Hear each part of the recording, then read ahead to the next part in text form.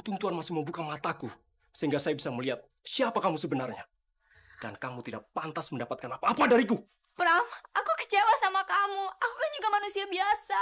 Aku ingin punya keluarga, punya suami, punya anak. Oh, karena itu kamu mau kawin gigolo itu? Hah? Asal kamu tahu, dia bersedia menikahi kamu untuk uang dan jabatan. Aldi bukan orang macam itu, Pram. Dia bakal selalu menolak bantuan aku berikan padanya. Mulai detik ini, kamu...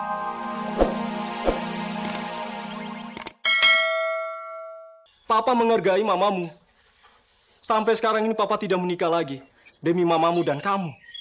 Apa itu masih belum cukup? Papa memang gak nikah, tapi Papa kawin di mana-mana. Kelewatan kamu.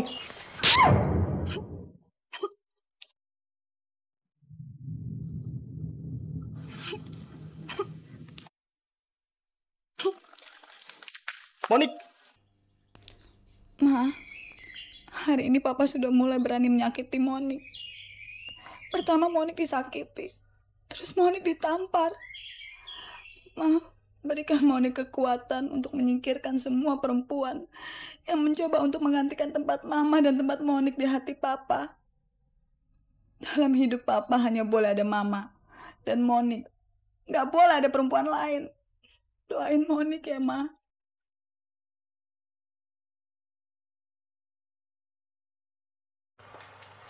Pak Pram nggak pernah cerita kalau rumah ini mau dijual. Oh ya?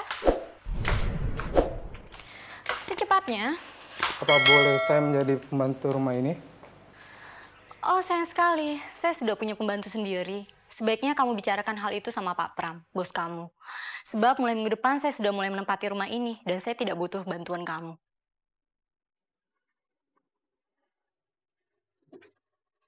Rumah ini akan menjadi istana bagiku dan Aldi. Anak muda yang penuh gairah dan semangat itu pasti akan lebih membahagiakanku daripada Pram yang sudah tua.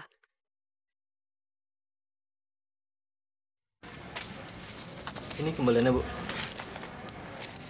Makasih ya.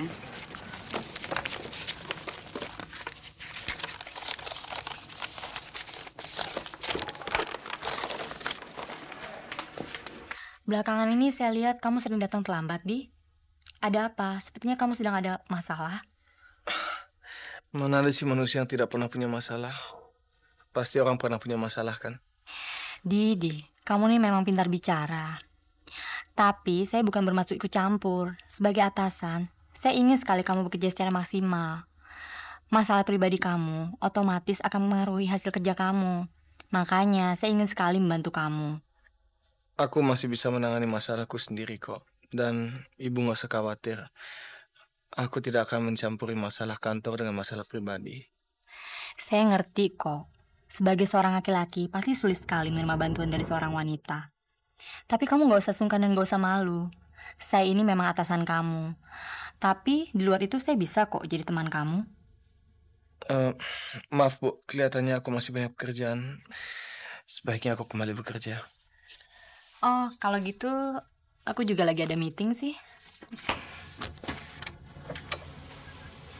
Pram? Aldi, kenalkan ini Pak Pram, pemilik perusahaan ini. Oh, ya. Pram, kenalkan ini Aldi, manajer marketing kita yang baru. Bajingan kamu. Dan sedang marah-marah di ruangan Ibu Lucy. Iya, Bu. Aldinya mana? Aldi juga berada di ruangan Bu Lucy. Tahu-tahu Pak Pram datang dan langsung masuk ke ruangan Bu Lucy. Kayaknya marah. Saya sampai seram melihat muka Pak Pram. Mukanya merah, menahan marah. Papa kalau marah memang gawat. Makanya jangan bikin Papa sampai marah. Tapi apa salah Bu Lucy ya, Bu ya? Selama ini kan Bu Lucy orang kepercayaan Bapak. Kamu telah merusak kepercayaanku. Saya bahkan nggak tahu kamu dapat foto itu dari mana. Kamu nggak perlu tahu dari mana. Yang jelas, foto itu sudah membuktikan semuanya. Kebohonganmu sekarang sudah jadi jelas. Aku nggak pernah bohong sama kamu, Pram. Pantas kamu minta rumah segala. Kamu manfaatkan aku di detik-detik terakhir. Kamu mengeruk segala harta kekayaanku sebelum kamu melarikan diri dengan bajingan kecil itu. Itu semua nggak benar. Itu semua benar. Untung Tuhan masih membuka mataku sehingga saya bisa melihat siapa kamu sebenarnya. Dan kamu tidak pantas mendapatkan apa-apa dariku. Pram, aku kecewa sama kamu. Aku kan juga manusia biasa. Aku ingin punya keluarga, punya suami, punya anak. Oh, karena itu kamu mau kawin gigolo itu? Hah? Asal kamu tahu, dia bersedia menikahi kamu untuk uang dan jabatan. Aldi bukan orang macam itu, Pram. Dia bakal selalu menolak bantuan aku berikan padanya. Mulai detik ini, kamu jangan coba menghubungiku lagi. Dan mulai besok saya akan mencari direktur marketing yang baru.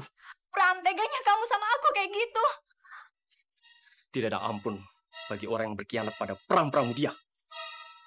Pram.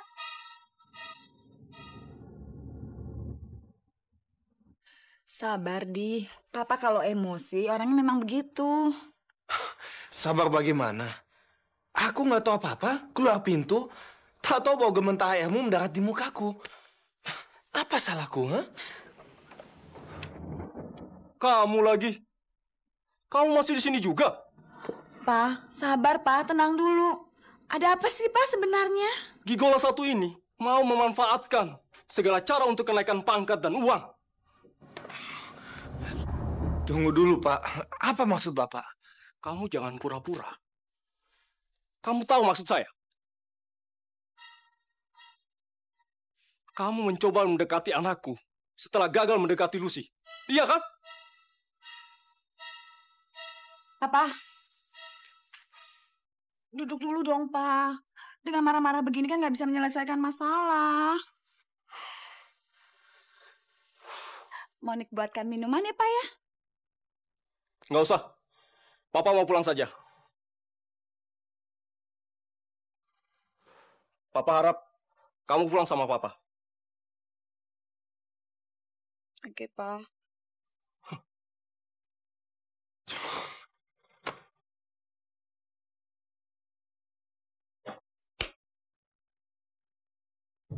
Aldi bukan tipe seperti itu, Pa. Tapi Papa lihat sendiri, fotonya sedang bermesraan dengan Lucy. Memangnya Papa dapat foto itu dari mana? Seseorang mengirimkannya pagi tadi di kantor. Papa shock sekali.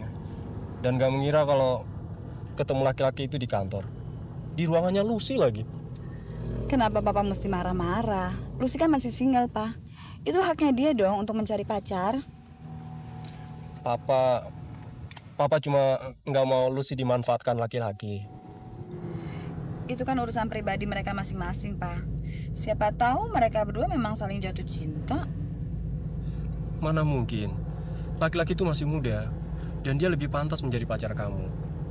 Sedangkan si Lucy, umurnya sudah hampir 40 tahun. Ya sudah jelas, dia mau memanfaatkan si Lucy. Bukan sebaliknya. Maksudmu? Monik pikir justru Lucy yang memanfaatkan Aldi. Aldi kan masih muda, ganteng lagi. Lucy pasti naksir Aldi, Pa. Bahkan belum lama ini, Lucy ngasih mobil dinas buat Aldi.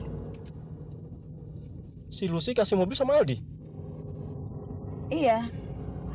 Monik kan disuruh cari informasi tentang Aldi. Nah, Aldi lagi ada masalah dengan tempat tinggal. Lucy langsung nawarin mau menampung Aldi. Soal tempat tinggal? Maksudmu rumah? Iya, rumah kontrakan Aldi sudah habis, Pa.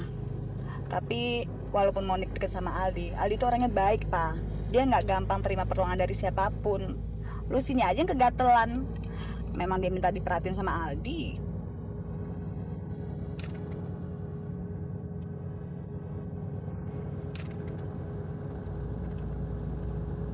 Kamu nggak apa-apa kan, Di? Nggak apa-apa. Bisa kita bicara sebentar? Saya mau menjelaskan soal kejadian tadi pagi. Maaf, tapi aku harus memimpin klub jenaka. Sudah hampir mulai. Tapi, Di... Permisi. Oh, jalannya gitu, kamu? Dimas! Mas. Om Aldi! Niken, apa kabar? Baik, sejak kamu keluar dalam kehidupanku, aku baik-baik saja. Syukurlah. Ya udah Dimas masuk duluan deh. Tapi bicaranya jangan lama-lama ya, Om. Oke. Ayo.